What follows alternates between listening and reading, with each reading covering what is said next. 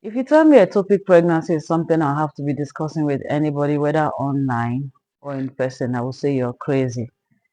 But here we are today, and I just felt like if I share my experience, it might just save somebody the stress of what I went through, basically.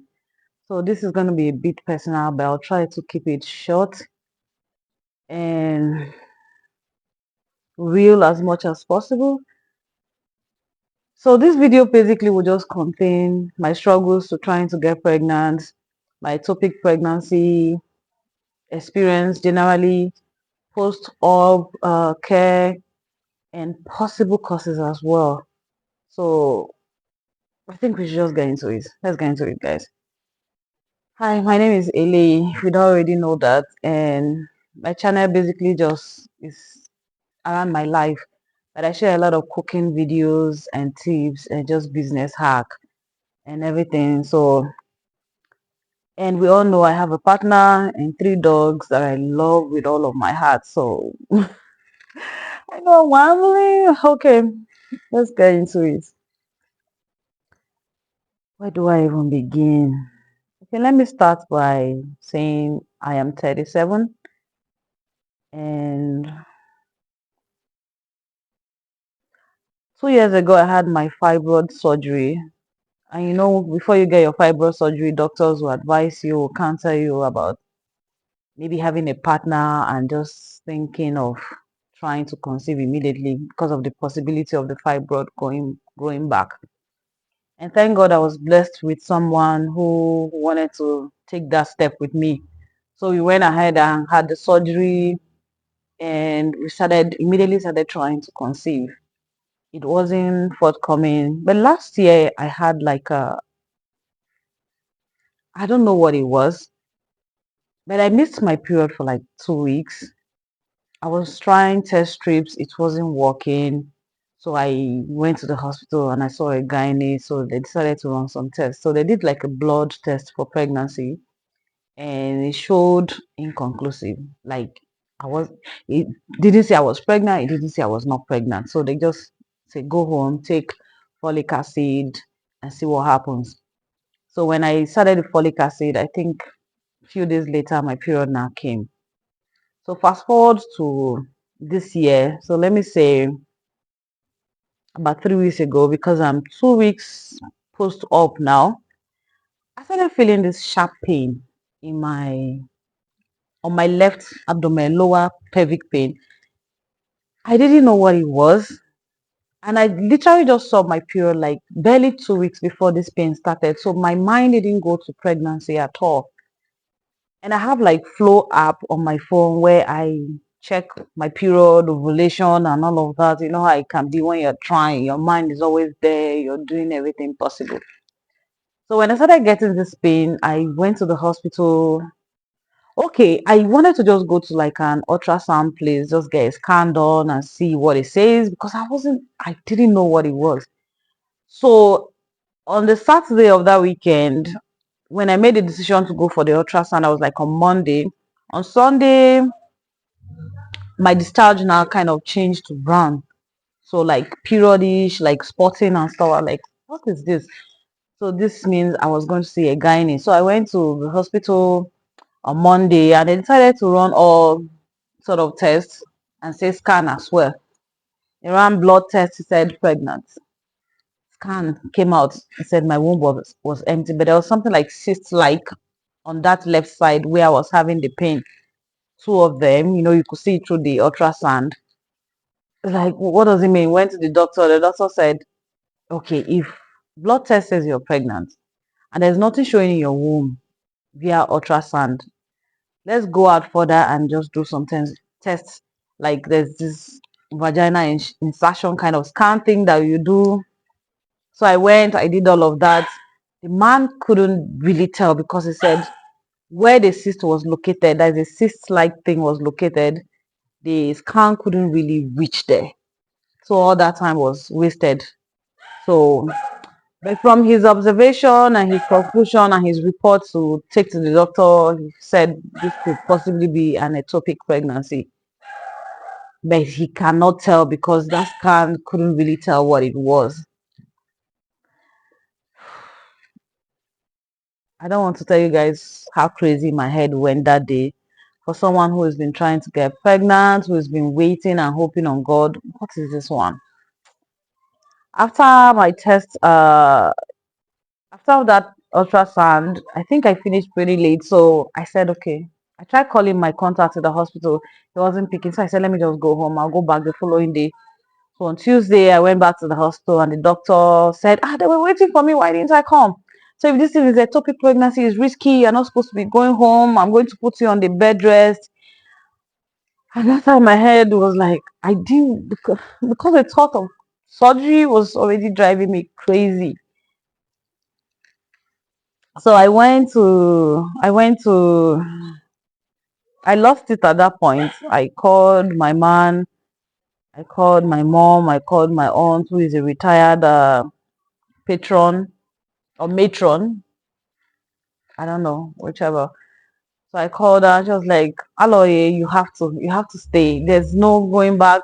At that time, it felt like everything I was doing was almost like out of body. My head couldn't connect to what was doing, but I said this was crazy. That was how they gave me bed. I tried. I begged them. I said, "Please, any other alternative? Please, I do not want surgery. Anything you want done. I do not want surgery." But at the end of the day, I did the surgery on Friday. From that Tuesday, we dragged it on to Friday. So when I went into the theater, one of the theater attendants that was on call that cleaned me up before the surgery began was like, "Ectopic pregnancy, did you take Clomid?" That stuck to me. So I'm going to get to some of the possible causes of this later on in this video. So thank God the surgery was done successfully. It came out of it. It was crazy. And I also want to tell you guys that this experience kind of made me renewed my relationship with God, because the first night I spent in the hospital, I prayed like hell. I went around the hospital praying to God, please, I do not want this surgery. Take this away from me.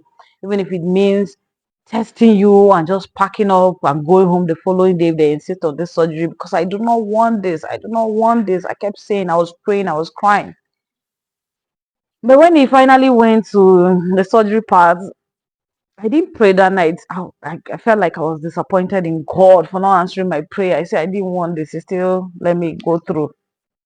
So fast forward to after the surgery, it was done. I thank God. I was just only seeing the positive side, but I cannot begin to tell you guys how painful it was. It's my second time experiencing surgery, but I can tell you that you can never get used to it. But it was successful. I had family. I had my man by my side. It was cost intensive and everything. That's done. So let me now tell you guys about possible causes now of this ectopic pregnancy.